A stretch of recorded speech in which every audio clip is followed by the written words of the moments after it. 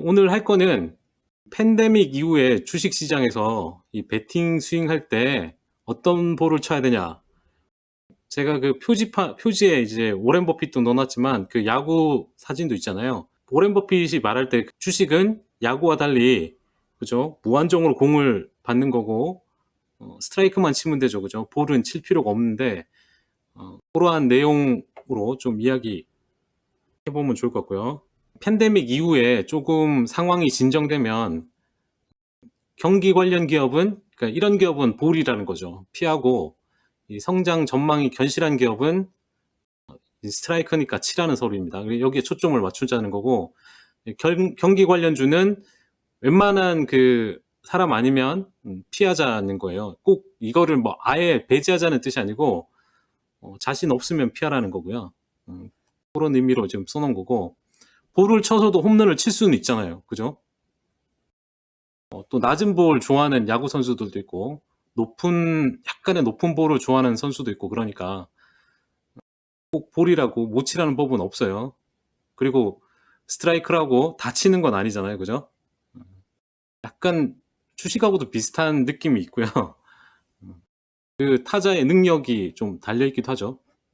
첫 번째가 지금 같은 상황에서 뭐냐면, 아까 다 팔면 안 되는 이유에 대해서 첫 번째로 그 내용을 써놨는데, 시장을 떠나지 말라는 이야기를 하고 있어요. 그러니까 지금처럼 만약에 그 앞전에 그 시장이 폭락할 때 완전히 팔고 기다렸다가 다음에 좀 안정되면 들어가면 좋지 않겠냐, 이러한 그 질문을 할 수 있잖아요. 근데 시장은 보통 내려가는 것보다 더 많이 상승한 경우가 미국 주식상 그 차트상에 더 많이 있기 때문에, 언제 올라갈지 또 그것도 알 수 없기 때문에 시장을 완전히 떠나는 거는 좀 그 자제하라는 거죠.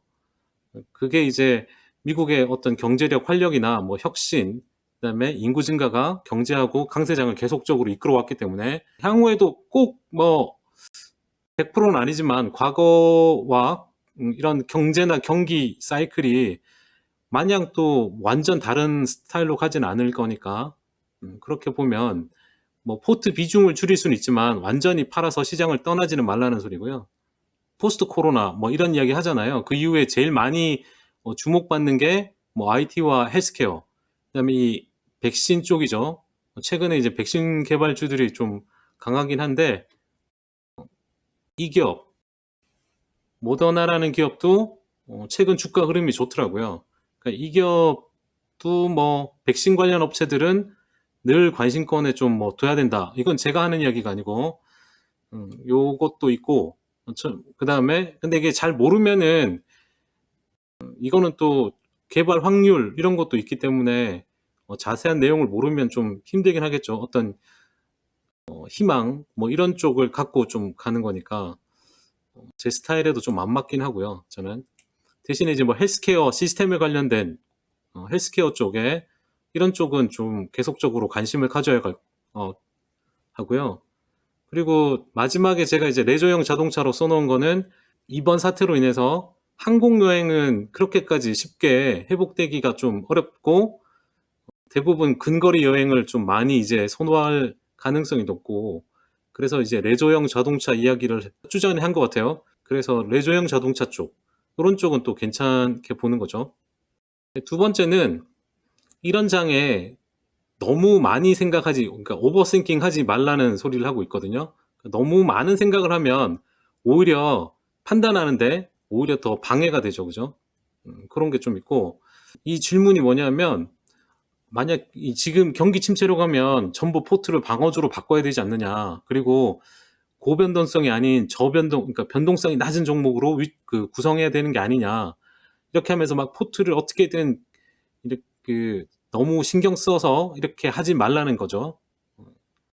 이게 헛된 시도가 될 수가 있고, 투자 금융 건강에도 해롭다 뭐 이런 이야기를 하고 있는데, 이게 결국에는 시장이 돌아설 때 포트상에 어느 정도의 우량 기업, 그 다음에 주도주 이런 걸 가지고 있지 않으면 이 수익률을 좀 이렇게 내거나 회복하는데 절대적으로 도움이 안 된다는 거죠. 방어 전략을 쓴다는 의미가 현금이나 뭐 비중도 그렇고 그걸 너무 방어적으로 갈 필요는 없다는 이야기를 하고 있고요. 그래서 우량 기업에 대한 투자는 약간 적절한 수준을 유지할 필요가 있다고 합니다. 그런 것도 이제 일정 비중을 가져가고 너무 그런 종목을 다 팔 필요 없이 좀 들고 갔으면 좋겠다는 거고, 자기가 이렇게 포트폴리오를 세워놨을 때 아까 좀 전에 말했던 막 이 포트폴리오 수정을 너무 이렇게 하면 안 된다는 거죠. 좀 간단히 하고 너무 그렇게 하지 마라. 차라리 그냥 자기가 가지고 있는 종목의 어떤 수량을 조금씩 줄이고 늘리고 이렇게 하고, 그 다음에 완전히 종목을 막 다 갈아엎거나 이렇게 하는 거는 절대 도움이 안 된다. 이런 말을 하고 있는 거고요. 그래서 아까 말했던 이제 타자의 입장에서 볼이 되는 종목들이 이번 장에 이제 경기 관련주, 대부분 이번 장에 많이 빠졌던 종목들이죠. 그리고 바닥에서 어마어마하게 또 반등을 많이 했던 종목이죠. 특히 이제 에너지 섹터 같은 경우도 어마어마하게 빠졌다가 뭐 반등도 엄청나게 나오고 변동성이 장난 아니잖아요. 그러니까 이런 쪽이 너무 많이 떨어졌는데 가격상 매력적인 투자가 아닌가, 이렇게 물어볼 수 있잖아요. 그렇게 물어보시는 분들 좀 있고, 그 대답에 이제 미끼를 물지 말라는 거죠. 뭐 미끼를 물어버렸어 뭐 이런 이야기 영화에도 있는데, 미끼 이렇게 유혹당하지 말고 싸다는 거에 유혹당하지 마시고 조금 자신 없으면 자제를 하라는 거죠. 경기 관련주는 보통 이제 경기 사이클, 시크리컬은 이 경기 사이클 초반에 많이 오르고 마지막에 하면 큰 폭의 하락을 하기 때문에 당연히 경기 민감도가 크니까 그렇죠. 그래서 좀 전문적인 트레이더나 뭐 에너지 같으면 이쪽에 계신 분, 뭐 화학이나 그런 데 계시면은 스프레드를 잘 아시는 분 같으면 뭐 괜찮죠. 근데 이제 그런 거에 대해 둔감하고 뒤따라가거나 이러면 좀 힘드니까 그런 거 아니시면 웬만해서는 좀 지양하고 그랬으면 좋을 것 같고요. 미래 전망이 이제 경기 사이클과 관계가 적은 기업에 그냥 안전하게 하는 게 좀 좋다, 이렇게 보는 거죠. 여기서 말하는 예외적인 거는 테슬라를 예외로 두고 있죠. 근데 테슬라를 꼭 자동차 섹터와 비교하기도 이제는 조금 이렇게 안 맞은 격도 좀 있기 때문에, 어쨌든 뭐 성장하는 건 사실인데 자동차 섹터에 있다 보니까 같이 놓고 보면 테슬라를 예외로 하지만 자동차로 안 놓고 보면 또 그렇죠. 리스크 관리, 당연히 이건 뭐 다 아는 거죠, 그죠? 리스크 관리하는데 종목은 어느 정도 이제 분산하는 이야기도 말씀드렸고, 저번에 18개 종목 그 이상 가봤자 그렇게 리스크 관리 안 된다고, 위험이 안 떨어진다고 말씀드린 것도 있고, 그다음에 설마 이제 하나 종목에 이제 여기 계신 분은 올인하는 분은 없을 거 아닙니까, 그죠?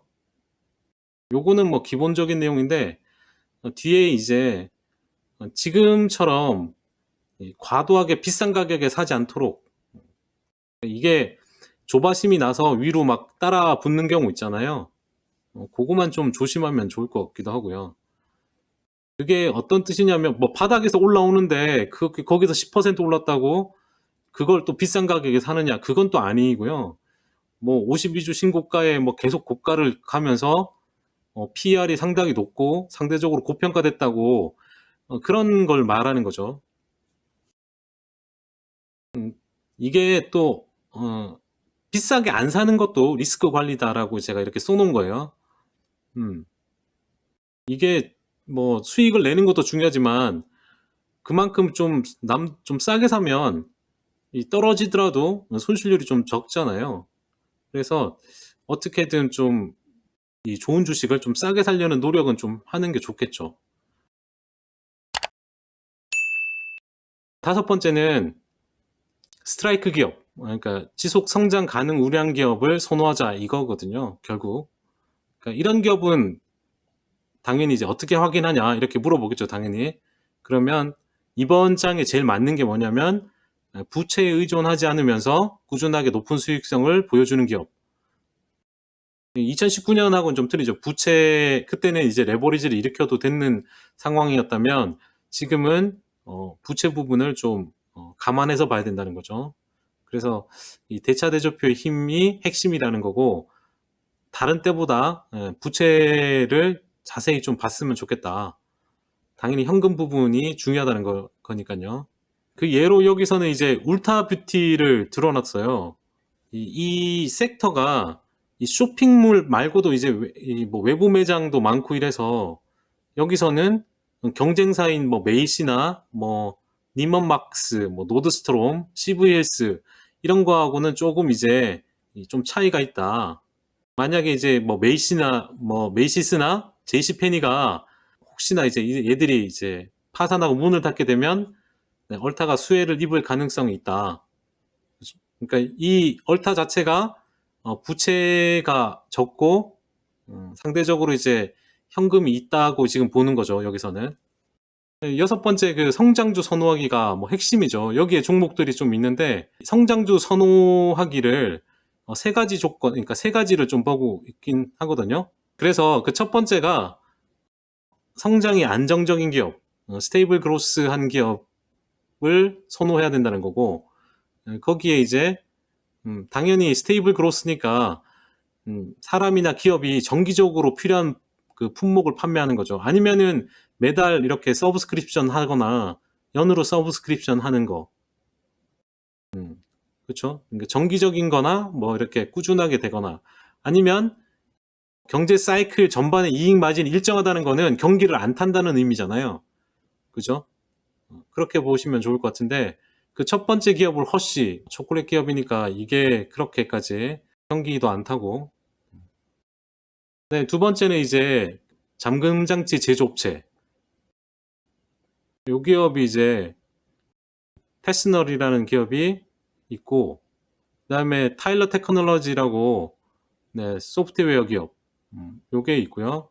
그다음에 요게 마이크로칩 테크놀로지라고 또 있고 그다음에 맥심 인티그레이티드 프로덕트라고 해갖고 요런 기업이 이렇게 스테이블 그로스 하는 기업 이렇게 보고는 있습니다. 그다음에 두 번째 이제 그 성장주 선호하기 두 번째는 그린필드라는 게 장기 성장 가능한 전략을 가진 기업. 그러니까 장기적으로 어떤 성장할 수 있는 그런 비전이 있어야 되는 거죠. 그런 성장 기업을 말하는데 다들 아시는 인투이티브 서지컬이 첫 번째로 들어가 있고 두 번째가 이제 가이드와이어 소프트웨어라고 해서 보험 산업의 소프트웨어 플랫폼을 제공하는 기업이 있고 세 번째는 다큐사인. 다큐사인은 들어보셨죠? 다큐사인 있고 네 번째가 이거는 뭐 에너지 관리 부품 판매라는데 이건 또 처음 들어봐요. 그린필드에 속하는 게 AMD랑 엔비디아가 들어가 있고 세 번째는 폴런 엔젤 그로스라고 해갖고 추락한 천사죠. 그러니까 주가가 급락했던 거죠. 급락했던 거. 이런 기업들 그런 기업 중에 성장이 그나마 그래도 살아있을 것 같은 거. 그래서 일시적인 문제나 자연적 성장 둔화로 이제 모멘텀 투자자들이 떠나서 모멘텀이 사라지면서 주가가 일시적으로 급락하는 그런 거 있잖아요. 네. 그런 기업을 좀 선호해라. 이런 거는 이제 단기 모멘텀도 좀 장기적으로 좀 있을 수도 있고. 네. 네, 첫 번째가 이제 보그마너 이 기업. 변속기, 파워트레인 이쪽인데 실제 이제 자동차 쪽이 안 좋으니까 많이 빠졌는데 이 기업이 이제 기술 리더로서 언젠가는 뭐 이렇게 모멘텀이 살아날 수 있다. 뭐 이렇게 보는 것 같아요. 팔로알토가 사스 모델로 전환 중에 있는데 특히 클라우드 사스로 넘어가는 가운데 중간에 이제 공백이 생기잖아요. 그러니까 기업의 체질을 바꾸다 보면 일시적으로 이제 성장성 문제가 야기되는데 고로 할 때 지금 그 인사이더 내부자들은 사고 있는 그런 모습이거든요. 그러니까 그런 게 나오니까 내부자가 매수하는 가격이니까 절대 얘네가 봐서는 자기들 회사가 순조롭게 현재 이제 기업이 탈바꿈하고 있다 이렇게 보고 있는 거죠. 그래서 팔로알토 정도는 과거에 잘 나갔던 기업이기 때문에 순조롭게 이제 어떤 변화가 생긴다면 좀 봐도 좋지 않을까 하는 생각은 가지고 있습니다, 저는. 이게 제목이 유행 지난 바이백. 지금은 이제 더 이상 바이백으로 주가를 받치지 못한다. 그래서 자사주 매입 급감하는 기업을 피해야 된다. 이거고요. 바이백의 역할, 그러니까 작년에 바이백 역할을 잠깐 보면 지난 5년 동안 S&P 500이 그 바이백이 S&P 500 EPS 성장의 주 요인이긴 했다. 그 다음에 여기에 배당도 들어가겠죠. 이 기간 그 6.3%의 이익 성장률을 나타냈는데 그 중에 바이백을 빼면 5.1%라는 거예요. 그래서 이익 성장률이 23% 정도 떨어진다는 거죠. 이걸 빼면. 근데 그 중에 이제 500개 중에 상위 50개는 바이백이 좀 더 많았죠. 그래서 7.1% 전체가 요걸 안 한 거는 5.3%라는 거예요. 바이백을 빼니까 상당히 좀 많이 비중을 차지하고 있죠. 나머지는 뭐 조금 줄어서 이렇게 되어 있고, 바이백을 위해 레버리지를 키운 13개 기업이 있는데 이거를 사지 말라는 건데, 이 기준이 러셀 1000에 해당되는 종목에 투자 의견이 홀드나 언더퍼폼, 그 다음에 밸류에이션이 높은 기업, 그 다음에 자사주 매입과 함께 부채가 증가한 기업, 이 기업을 대상으로 해서 스크린 했더니 이렇게 13개 종목이 나오는데, 여기에 저희가 아는 종목들이 몇 개 있어요. 던킨, 힐튼, 메리어트, 연브랜즈, 로스스토어, 부킹홀딩스, 뭐 많이 알죠, 그죠? 요거는 저도 멜트 톨레도 이거는 저도 잘 모르는데 들어본 거고, 그 다음에 작년에 좀 많이 언급됐던 웨이스트 매니지먼트, IHS 마켓, 워터스도 그렇고, 그 다음에 시트릭스, 그죠? 이런 기업들이 있어서 혹시나 바이백을 회사 내용을 주주분이 있으시면 보시고 바이백을 줄인다 싶으면 조금 조심해야 된다. 이렇게 보시면 좋겠습니다.